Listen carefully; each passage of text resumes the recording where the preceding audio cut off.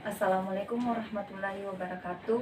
Perkenalkan, nama saya Nilka dengan NIM 2022051178 dari kampus Institut Ilmu Kesehatan Pelabunia Makassar, Prodi S1 Keperawatan kelas D.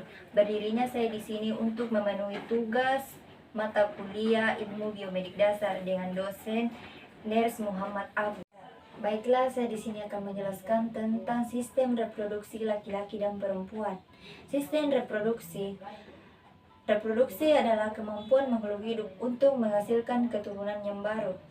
Nah, sistem reproduksi laki-laki. Secara anatomi, sistem reproduksi pria terdiri dari genitalia eksternal dan genitalia internal.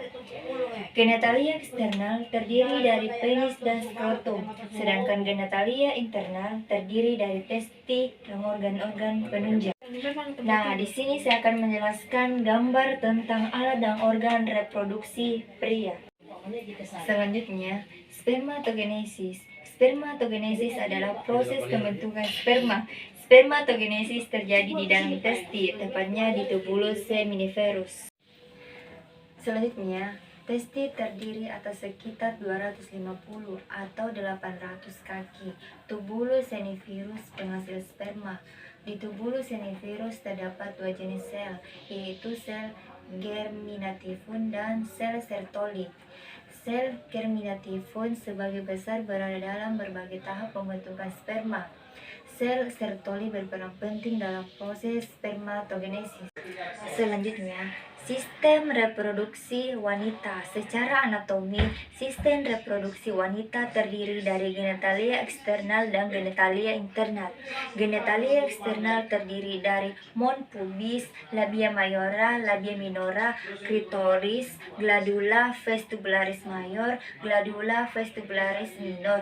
Sedangkan genitalia eksternal terdiri dari vagina, tuba urina, uretes, ovarium. Selanjutnya, genitalia eksternal. 1. Mons pubis. Mons pubis adalah penonjolan berlemak di sebelah vetra simfisis dan daerah suprapubis. Kedua, labia mayora. Labia mayora merupakan organ yang terdiri atas dua lipatan yang memanjang berjalan ke kaudal atau dorsal dari mons pubis, yang keduanya menutup rima pudendi. 3. Labia minora merupakan organ yang terdiri atas dua lipatan kulit kecil terletak di antara dua labia mayora pada sisi introitus vagina. 4.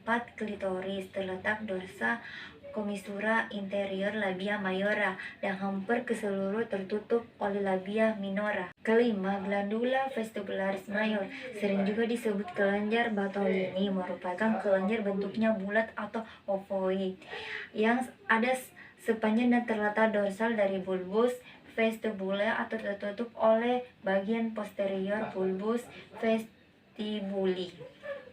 Keenam, glandula vestibularis minor. Glandula vestibularis minor mengeluarkan lendir ke dalam vestibulum vagina untuk melembabkan labia minora dan mayora serta vestibulum vagina. Selanjutnya, genitalia internal. 1. Vagina. Secara anatomi, vagina merupakan organ terbentuk tabung dan membentuk sudut kurang lebih 60 derajat dengan bidang horizontal. Dinding vetrae vagina yang ditembus serviks panjang 7,5 cm, sedangkan panjang dinding posterior kurang lebih 9 cm. Kedua, himen adalah lipatan mukosa yang menutupi sebagian dari introitus vagina. 3. Tubang uterina. Tubang uterina adalah tubang fallopi memiliki panjang masing-masing kurang lebih 10 cm. Keempat, uterus. Uterus merupakan organ barongan dengan dinding muskuler tebal terletak di dalam kavum pelvis minor atau truet pelvis antara vesika urania rectum.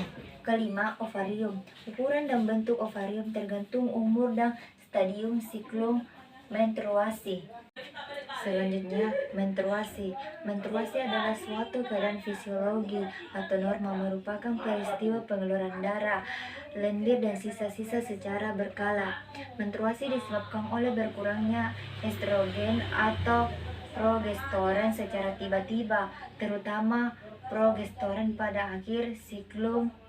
Nah, Inilah gambar menstruasi hari pertama sampai hari ke-7 di dalam tubuh wanita. Fertilisasi berlangsung hanya 1 hari. Pergerakan sperma di dalam saluran reproduksi wanita dibantu oleh gerakan kontraksi otot uterus akibat sebelum terjadi penetrasi sperma ke dalam sel telur terjadi reaksi akrosom, yaitu reaksi menghancurkan lapisan-lapisan telur. Akrosom memiliki enzim hidrolisis yang dapat menghancurkan pomulus, forus, serta penetrasi korona yang dapat menghancurkan korona radiatas, dan enzim akrosis yang akan menghancurkan zona pelusi. Sekian materi yang saya bawakan tentang sistem reproduksi laki-laki dan perempuan. Kurang dan lebihnya mohon dimaafkan. Wabillahi taufik walhidayah. Wassalamualaikum warahmatullahi wabarakatuh.